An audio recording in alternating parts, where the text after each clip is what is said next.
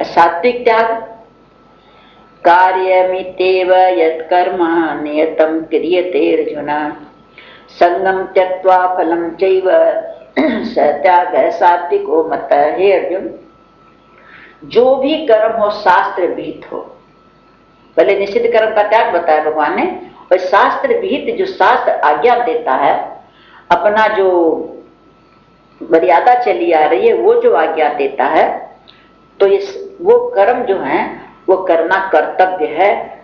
और इस भाव को रखे मन में कि मेरा कर्तव्य है। जो शास्त्र विहित कर्म है, अपने पूर्वजों द्वारा जो आ रहा है, भगवान रामचंद्र जी के विवाह में आया है कि जब भगवान ने धनुष तोड़ दिया, उसके बाद जनक जी ने पूछा विश्वामित्र जी से, अब क्या आज्ञा बताइए। तो उन्होंने कहा विवाह तो यज्ञ के अधीन था, वो हो गया, विवाह तो हो गया। और वैसे तो सब वाटिका में विवाह हो गया था, इसमें पुष्प वाटिका में, लेकिन अब तो विवाह उनका हो चुका। लेकिन फिर भी अब लोक रीति, वेद रीति और तुम्हारे मतलब जो समाज, तुम्हारे जो अपने परिवार की जो रीतियां हैं वो सब रीति करो, लोक रीति भी करो और वैदिक रीति भी करो, शास्त्र रीति भी, और तुम्हारे जो कुल की मर्यादाएं चली आ रही हैं वो भी रीति करो। अब ये सब करो।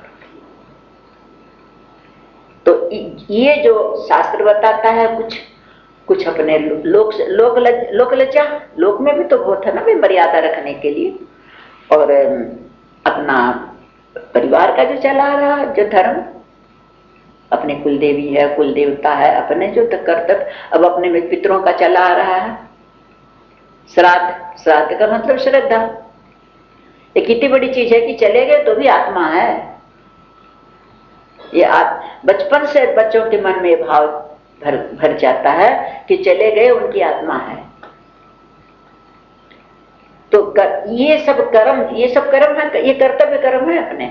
जैसे श्राद्ध आए हैं, दिवाली आई है, ग्रहण आया है, उसमें दान देना है, भगवान का जप करना है, उसमें अच्छे कर्म करने हैं ग्रहण के समय, ये सब कर्तव्य कर्म है।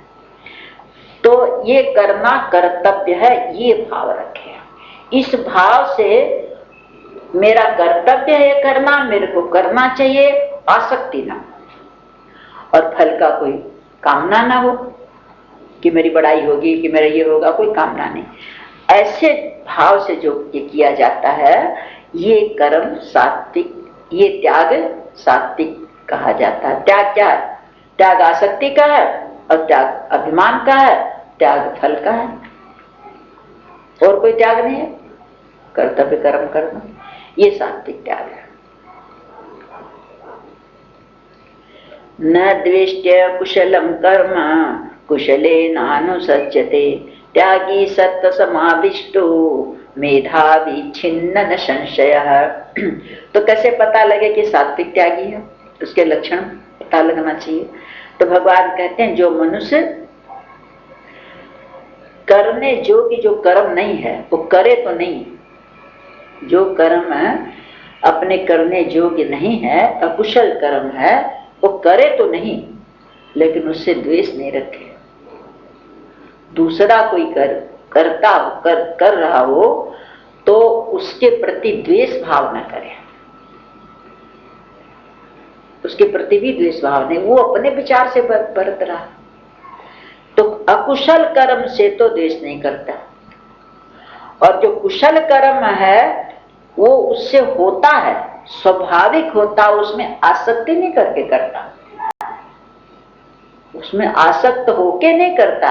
उस सात्विक भाव ही उसका वैसा ही है, वो लक्षण है उसका यही है कि वो स्वाभाविक ही अच्छे कर्म करता है, बिना आसक्ति के और बिना फलों के कामना। तो कहते हैं कि वो कुशल कर्म में आसक्त नहीं होता और अकुशल कर्मों से किसी से द्वेष नहीं करता, और वो शुद्ध सत्वगुण से युक्त मनुष्य है। शुद्ध सत्वगुण, एक सत्वगुण, एक शुद्ध सत्वगुण, उसके मन में कोई संशय नहीं रहता कि ये खराब है, ये अच्छा है, ये करना चाहिए, नहीं करूं नहीं, संशय नहीं। क्यों? संशय तो जब होता है जब मनुष्य विचार करके करता है, लेकिन इसको ये विचार कर कर करके नहीं करता, इसको स्वाभाविक ही वैसा होता है, तो इसको संशय होने का मौका ही नहीं है। अब बुद्धिमान है और वास्तव में तो सच्चा त्यागी वही है। स्वाभाविक कर्म हो रहे हैं सब, वो सच्चा त्यागी है। क्योंकि बता रहे हैं भगवान, नहीं देह भृता शक्यम त्यक्तुम कर्माण्य शेषतः यस्तु कर्म फल त्यागी स त्यागीत्यभिधीयते। क्योंकि हे अर्जुन, कोई कर्मों का त्याग कैसे करेगा? क्योंकि जब तक ये शरीर रहेगा तो शरीरधारी किसी भी मनुष्य के द्वारा कोई चाहे कि संपूर्णता से सब कर्मों का त्याग कर दे तो हो नहीं सकता। भगवान ने तीसरे अध्याय में अर्जुन से कहा कि एक क्षण मात्र भी मनुष्य कर्म किए बिना नहीं रह सकता है। शरीर से नहीं करेगा तो मन से करेगा। तो कहते हैं ये शक्य ही नहीं है, असंभव है कि जब तक शरीर रहेगा जब तक मनुष्य कर्म त्याग दे, कर्म नहीं त्याग कर सकता। शरीर रहते कोई भी कर्मों का त्याग नहीं कर सकता। इसलिए जो कर्म करता है और कर्मों के फल का त्यागी है वही त्यागी है। असली बात यह है, वास्तव में त्यागी वही है। अनिष्टमिष्टम मिश्रम च त्रिविधम कर्मणः फलम भवत्य त्यागिनां प्रेत्य न तो सन्यासिनां क्वचित्। जो मनुष्य कर्मों के फल का त्याग नहीं कर सकता, जो भी कर्म करेगा फल की आसक्ति से ही करेगा। तो कहते हैं कि उनके ही कर्मों का अच्छा फल मिलता है, बुरा कर्म मिलता है, मिला हुआ मिलता है, अच्छा या बुरा। जो फल को नहीं त्यागेगा, फल की कामना से कर्म करेगा, तब उसके कर्मों का 3 तरह का फल मिलेगा।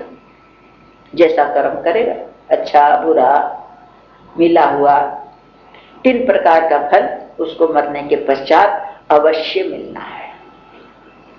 फल चाहिए उसको। एक महात्मा था, एक शिला पर बैठ करके वो तपस्या करता था, एक ही शिला पर। अब बैठे बैठे शिला में भी गड्ढा पड़ गया था उसके बैठने से, पत्थर में। तो काफी दिन बीत गया तो फिर भगवान को प्रसन्नता हुई, भाई आए वर देने को। तो बोला वर मांगो, क्या चाहते हो? तुम इतनी कठिन तपस्या कर रहे हो। बोले देखिए क्या चाहिए ये सब मैं नहीं जानता, मैं इतने दिन हो गया यहाँ एक जगह बैठ करके तपस्या करता हूँ, मेरा हिसाब कर दीजिए, हिसाब करके दीजिए क्या होना चाहिए।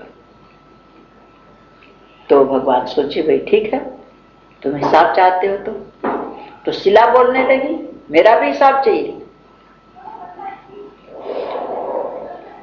वृक्ष बोलने लगे मेरा भी हिसाब चाहिए। नदी बोलने लगी मेरा भी हिसाब चाहिए। पवन बोलने लगी मेरा भी हिसाब चाहिए। अब वो घबराया, बोले इनका किसा हिसाब चाहिए भगवान? बोले भाई ये शिला कह रही है कि मेरे पर इतना वर्ष बैठ करके तू तपस्या किया, मैं घिस गई, मैंने तेरे को आश्रय दिया, अब इतने वर्ष में तेरे सिर पर बैठूंगी, हिसाब तो ये होगा। अब पवन कह रहा है कि मैंने इतना दिन इसको श्वास दिया, प्राण दिया, मेरा हिसाब दो।